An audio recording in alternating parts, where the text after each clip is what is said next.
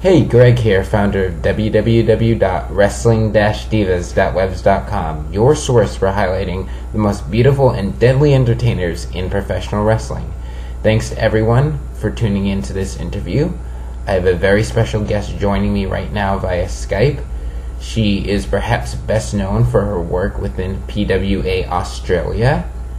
She has competed against the likes of Jessie McKay, Tennille Taylor, Cassidy, and Madison Eagles. And most recently, she has taken a trip down here to the States in order to compete for SHIMMER Women Athletes. So I'd like to welcome my next special guest, Shazza McKenzie. Hi Shazza, how are you today? I'm good, how are you? I'm doing very well. Before we get over the beginnings of your career, first of all, your trip to the United States is your first time here, first time competing for SHIMMER Women Athletes. I have to ask you, how's it going, and what was it like competing for SHIMMER?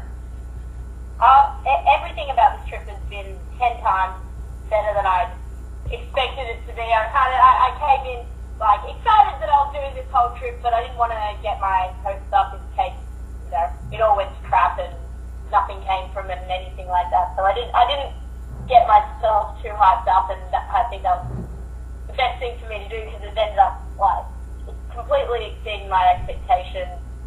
Everything I've done here in America, all the training, all the shows I've gone to work with, all the girls I've gone to work with, everyone I've met, everyone's just exceeded all my expectations of what this trip was going to be. So I'm very, very sad that I'm going home. But SHIMMER, it was amazing to just be in a locker room with so many girls that were just so dedicated to wrestling and getting better at the sport, and they're just dedicated to being the best that you can be, and it's just amazing to be around people that share your passion. So in SHIMMER, you competed against a lot of very well-known talent, such as Soraya Knight, Veda Scott, Melanie Cruz, Rhea O'Reilly.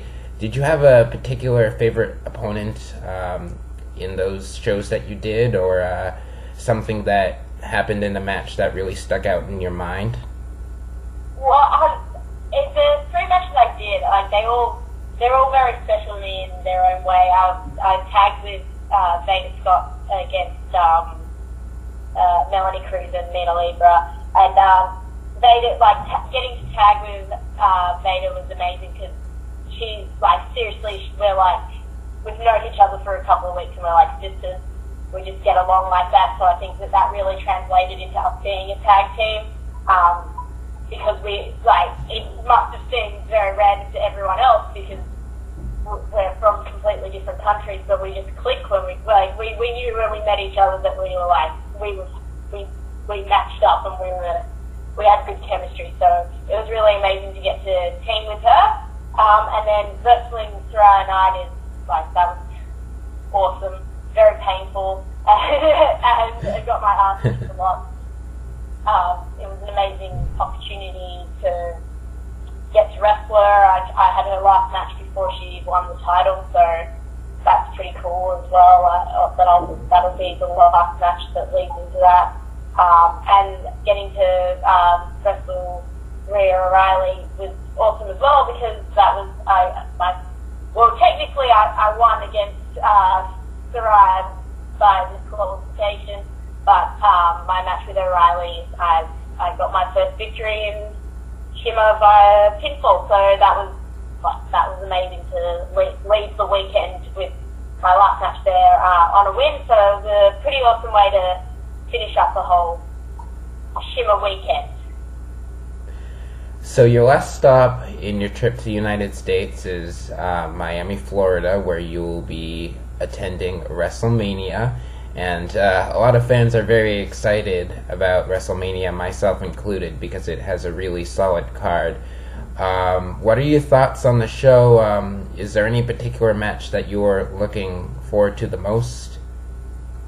The show as a whole is a very, very solid card. I mean, you've got Rock vs. Cena, and you've got the Hell in a Cell match with all the guys that we all grew up loving, and they're all sort of dying out now. So it's exciting to see Triple H, Shawn Michaels, and Undertaker all in the ring at the same time.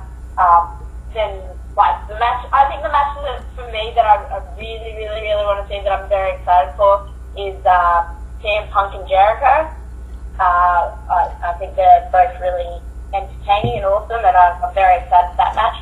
And I'm also excited for Daniel Bryan and Sheamus, Cody Rhodes. I'm excited. Like, this whole card is awesome. Like, Team Petty versus Team Laurinaitis. I'm excited to see what the guys can do in that match, because there's so many different styles in that one match, and like, it could just be, the whole card is fantastic. So I'm very much looking forward to it as a whole. Well, I'm sure a lot of fans are hoping that you'll visit the United States again, and I'm sure you will with Shimmer and everything. So, going to the beginning of your career, I assume that you were a fan of wrestling growing up, but very few fans make that transition to train to become a professional wrestler. So what was your inspiration behind wanting to become a professional wrestler and then actually going through with it? Well, I didn't actually start watching wrestling till I was about 15 or 16. I was relatively old, I guess. I didn't grow up watching it as a kid, but as soon as I saw, when I first started watching the Divas, it was when like Trish Stratus, Victoria, Molly Holly, Gail Kim, that it was that sort of era of the women. So the first person that caught my eye was obviously Trish Stratus, because she was so attractive, yet she was kicking so much ass, and she was just so athletic. Like, she showed that she was a strong woman, and like, you could be beautiful and you could be tough and you could be everything. Like, you didn't have to just be one or the other. And she was really like an idol to me, I guess, when I first started watching. And all the girls back then, they were all very, tough and beautiful, and they had it all. They were all full packages. But I'd say Trish is probably the one that I was like, yes, I want to be Trish Stratus. That's who I want to be. Obviously now I don't want to be Trish Stratus. I want to be Shazza McKenzie, and I want to be famous for that. I don't want to be a mold of Trish Stratus, but she was my inspiration. And yeah, so I pretty much, when I was like 15, 16 when I first started watching wrestling, and then I just became consumed with it. It was instant. It was my entire life straight away. I went from not knowing what wrestling was to just going on the internet every day and checking the dirt sheet, ordering DVDs. I've got like really old Shimmer and Ring of Honor DVDs back home. I was obsessed with it. I was on the internet every day. I was watching it every day. I'd watch like at least 3-4 hours of wrestling every single day for like 3 years or something. And then eventually, when I was 19, I started training with AWF in Sydney. So that's, I don't know. I just Googled it one day, and one day saved up the money, and I was like, all right, time to do this. Time to go become a wrestler and see if I can do it. And it was hard, but I did it. Now, before going into training, I'm sure you had some perceptions of what the process would be like, and after going through with it, I'm sure those perceptions were changed a bit. So, what was it like, the training aspect for you? Was it as demanding and as difficult as you thought it was going to be, or did you just totally expect something different and then come out with a different result? I think the place that I started training with, they had a pretty structured training. So you'd have like your beginner's class, and then once you sort of passed that, you went on to an intermediate class, and then you went on to a competent class, and then you went on to the advanced class. So there was sort of a structure to it, and so I knew what to expect. Obviously, the first time you land on the mat, you don't expect it to hurt as much. You just think this is going to be like a trampoline, it'll be fine, don't worry about it. But it's not, and it sucks. So that's why you don't do it at home, kids. But I think that was probably, I thought it was going to hurt a lot less than it did, because I was like, it's all fake, but it's real, but it's fake. And so I think, I thought it was going to hurt a lot less than it actually ended up hurting. And there was a lot of times where I felt like quitting and had people tell me that I needed to just do it and suck it up and take a spoonful of cement and man up, and that's what I did, and eventually I got through it. So in training classes, oftentimes there are a lot less women than there are men because wrestling is a male-dominated industry. So with that being said, when you went through with your training, did you at all feel under pressure to prove yourself even more, seeing as that there are a lot less women there and there are a lot more guys there, and that the perception of women in wrestling is quite different from what a man and what people perceive of them? In my class, I had 16 people, I think we started, and there was 2 girls in the class. There was me and one other girl. By the time that I became, basically I'm the only person of the 16 people that became a wrestler. Everyone else dropped off, and who knows where they are now, and it just wasn't to them. So of my starting class, I'm the only one that actually went through to the end and started doing this. And I think people could tell, like, 'cause the other girl in my class, I think she was a bit more, she just saw it on TV and wanted to be a diva and wanted to be famous and that sort of thing. Whereas I think the guys could tell that I was a bit more serious about wanting to be a wrestler and being taken seriously. So I think that having her as a contrast to me in my class helped me a lot, because there wasn't like all the sort of stereotypical, oh, she's just a girl, she won't do it, blah blah blah stuff, all went towards her, because she wasn't cut out for it pretty much. I didn't get a lot of that. A lot of the guys, they embraced me, because at the end of the day, I did everything that they did, and I at least attempted to. I took all the hits they took, and I came back every week. So I think because I just did it, and I didn't make a fuss about it, it definitely worked in my favor. Wrestling is certainly a different type of entertainment, with a lot of different aspects that go into a match. One of them being in-ring psychology, another one being crowd interaction, etc., etc. And the thing with wrestling is that there's a big sense of the now, the in-the-moment type of factor. So with that being said, a lot of the times in these small companies, they don't have the liberty to, say, record a match to be, taped and watched later, unlike the WWE. So with that being said, how do you make the best of the in the now, in the moment aspect during a wrestling match and make sure that each moment is memorable to the crowd? You have to listen to the crowd and see what they want them. And always, just as long as you're listening to the crowd and what they want and everything like that, it'll all work out. It's when you go out there and just do it for yourself that it all goes haywire and ends up being horrible, because the crowd doesn't care, because you're just going out there and doing what you saw AJ Styles do the other week, and that's what you want to do, and nobody's going to stop you. So as long as you're doing what the crowd want and you're listening to them, you'll be fine.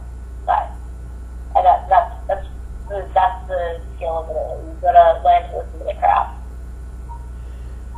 In this industry, it's very hard to be original and one of a kind, because almost everything that you do in wrestling stems from what somebody else has done, either if that's with a move that you quote-unquote innovate, or a character mannerism that you show during a match.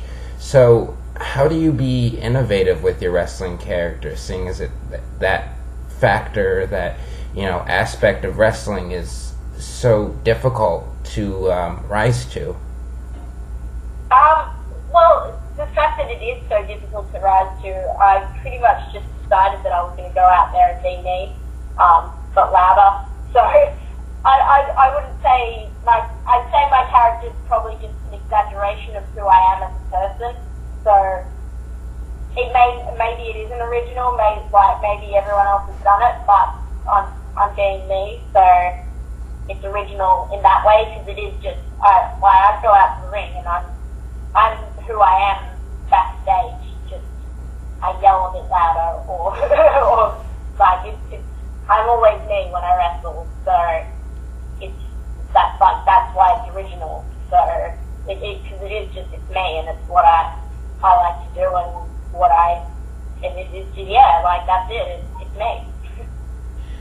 Speaking of your wrestling character, Shazza McKenzie, your wrestling character, and you can correct me if I'm wrong, is a cheerleader with absolutely no cheerleading experience. You do like to utilize a lot of flexible moves with splits and flips, and something that, you would expect a cheerleader to do, but in a match, when you're a face or a heel, and people always switch depending on the period of time or whatever company they're working for, how do you structure a match as far as, what your limitations are? Because whether you're a face or a heel, you're always limited in some way. Well, so the thing about me being a cheerleader with no actual experience is, so in Australia, cheerleading, it's not really a thing. We have, the cheerleaders for the football teams, the national team, so, the dancers, but cheerleading as, what you see in schools over here, that doesn't exist. So it was always something, since, I saw Bring It On as a child, that I wanted to be. So when I thought I want to be a wrestler, I decided I was just going to be a cheerleader because that's always what I wanted to do. Luckily, I did a lot of gymnastics when I was younger, and therefore I am therefore very flexible. So I'm pretty much more of a gymnast than I am a cheerleader, but I like the idea of being a cheerleader. Basically, you've always got limitations, so I know what I can do and I know what I can't do, and I know where things should go and where things shouldn't go. So it's just about working with who you have. It's more about every situation's different and being able to be versatile enough and know your stuff enough that you can work with any type of person, whether they're a high flyer or whether they're a powerhouse or whatever their style is. Being able to adapt to everyone else's style and there's no limitations in wrestling, even if there are limitations in what you can actually do. It shouldn't actually limit you if you know what you're doing. It shouldn't ever be a limitation a limitation per se. If that makes sense. One of the most difficult aspects of living the life of a professional wrestler, in the many opinions of professional wrestlers themselves, is more the backstage scene. They see the actual getting in the ring and wrestling part as the more easier aspect of wrestling because it's what they've been trained to do, but dealing with all the politics and the backstage aspects of getting along with people that you don't necessarily get along with is quite the difficult feat because you aren't really prepared for that unless you're experienced and get used to it. So for all those up-and-coming wrestlers out there, what advice would you give them to stay grounded in the backstage scene? I've been lucky. I've always gotten along with every single person that I've shared a locker room with. I don't think there's anyone out there that I know of that has a problem with me.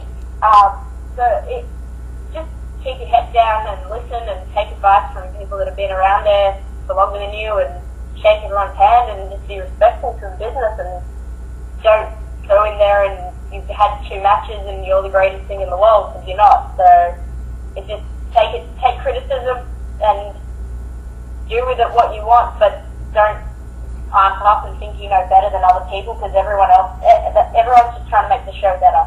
So if someone has some advice to you, that if they're not saying that you're bad, they're just saying this would help you and therefore help the whole show, because nobody wants to be on a crap show. I can assure you that. We all want to be on a good show in general. We don't want to just see a good match on a crap show. We want everything to be good, so just be respectful to everyone.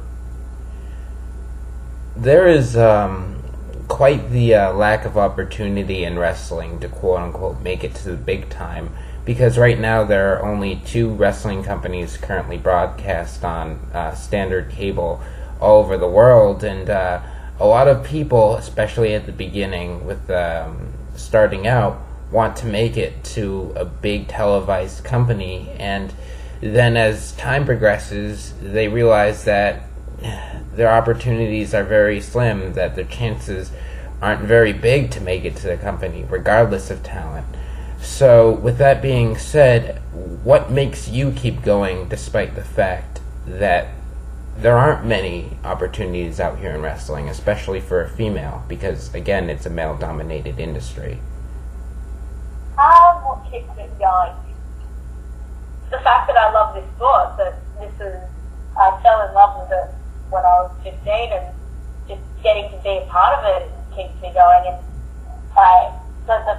just being able to do what you love, even if it's in front of 10 people, is still, you're living the dream. And there's so many people out there that love wrestling, that would love to be wrestlers, and they don't go do it. So I get to do it, and I get to wrestle all these amazing people and have these amazing matches and have people from other countries interview me. So why would I, there's nothing for me to go, oh, this isn't worth it, because it is totally worth it.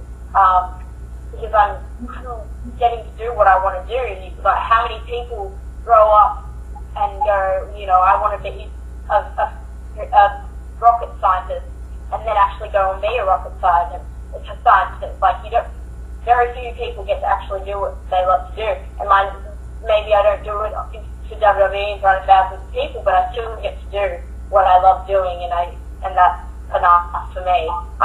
Would I like to go to WWE or TNA? Of course, but I am again realistic on the whole situation. So the WWE, and I want to phrase this correctly so it's not misinterpreted, big companies like the WWE has been criticized over the way they've handled their female division, and some fans believe that they're hiring too many models with the same look, and some others believe that the company is trying to catch lightning in a bottle twice and make another Trish Stratus and have another model be as successful as she was. But do you have an opinion on a model in professional wrestling and whether or not they belong in this industry? Because certainly a lot of fans do. My opinion is pretty much, I'm not against models being in wrestling as long as they want to be in wrestling. Then, because if someone gets into modeling and they decide, someone offers them a contract and they decide they want to be a wrestler, they stick it out, and those girls, they work some crazy hours on the road, and they do a lot to this business. Mind you, they're models, but it is a grueling schedule, and you have to some extent want to be a wrestler to be able to to put up with that. So I think their hearts are in the right place, and it's just a matter of they don't know what they don't know, and they haven't been given the proper training, and a lot of the girls are learning on the job, so they're not able to do what the other people have that went to a wrestling school and then worked for the indies and got that experience in front of a live crowd for a couple of years before being thrown out in front of thousands of people. But it's just that they've grabbed an opportunity that's been given to them, so I don't have any bad feelings towards them for doing that. And if that's what they want to do and they're truly passionate about being in this business, then that's fine. If they're just doing it for whatever, to be famous, then that's a whole other issue. I don't agree with people doing wrestling to be famous. There's a million other occupations you could do to just be famous, that people don't. We don't drive 20 hours and wrestle front of 5 people to do. So this isn't about being famous, it's about wrestling and loving wrestling. So if you're in it for that reason, then I don't care if you were a model or what you were, but if you love wrestling, then that's fine. If that makes sense, yeah. Now, do you think that the quote-unquote diva mold that these big companies are promoting is a positive role model for all those young and aspiring male and female fans out there? I think that there's a certain aesthetic look for both the females and the males that's expected in this business. So I think it is a good role model. Like these girls are. I'm not a good role model. I don't think we should all have fake boobs and all that stuff. But you know, these girls are athletic and they work hard and they're healthy. As long as they are healthy and they're not doing something crazy to look the way they are. But same with the guys. They're all in the gym and working out, and they're earning their bodies and they're earning their fitness. So they're not. It's not just.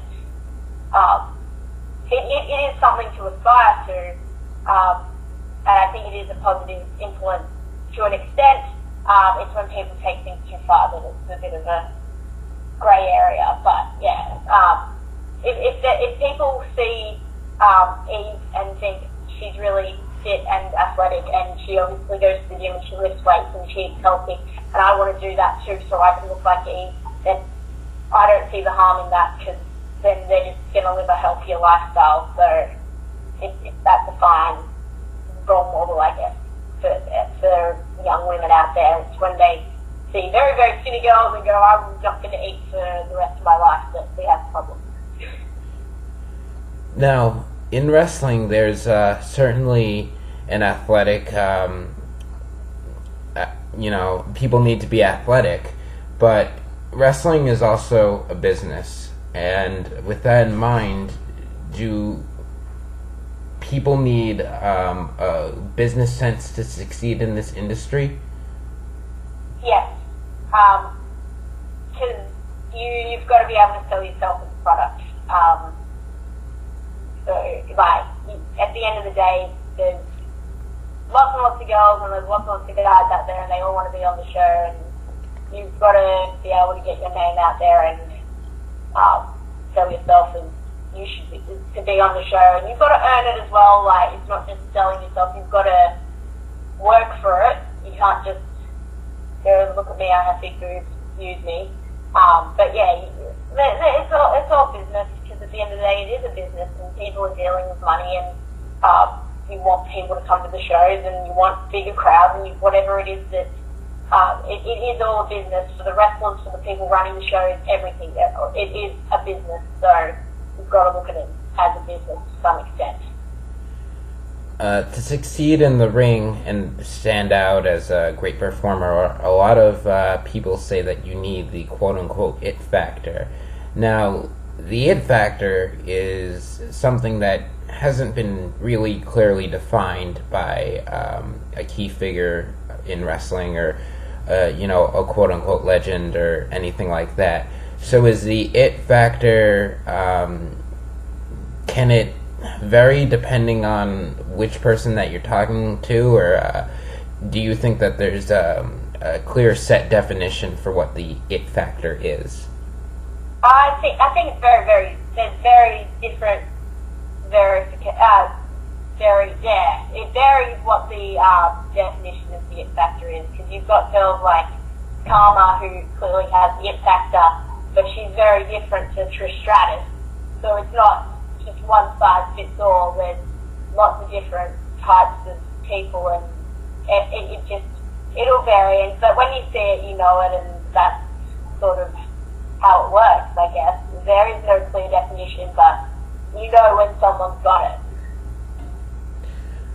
This is always one of my favorite questions to ask whenever I'm doing an interview. So, if you could sum up your experience with professional wrestling in just one word, what would that one word be? Crazy. Absolutely crazy. Just crazy. Everything about it.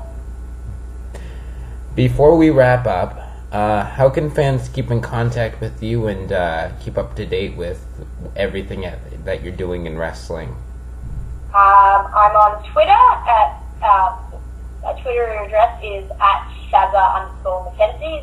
That's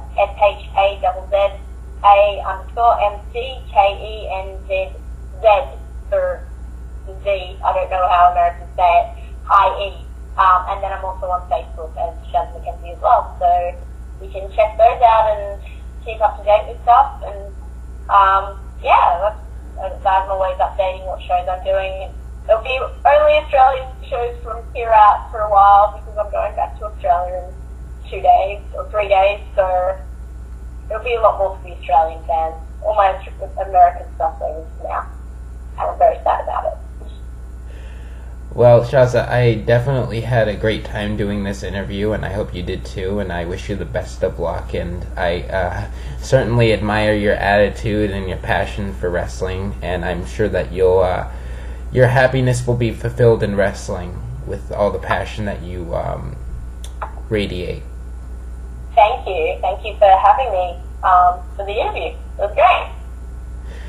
Well, thanks to everyone else for tuning in. Check out www.wrestling-divas, and that's divas with a Z, .webs.com for more content, and be sure to follow the website on Twitter at Wrestling Divas, again with a Z at the end. So thank you everyone, and be sure to be up to date with all the site and everything that we are doing.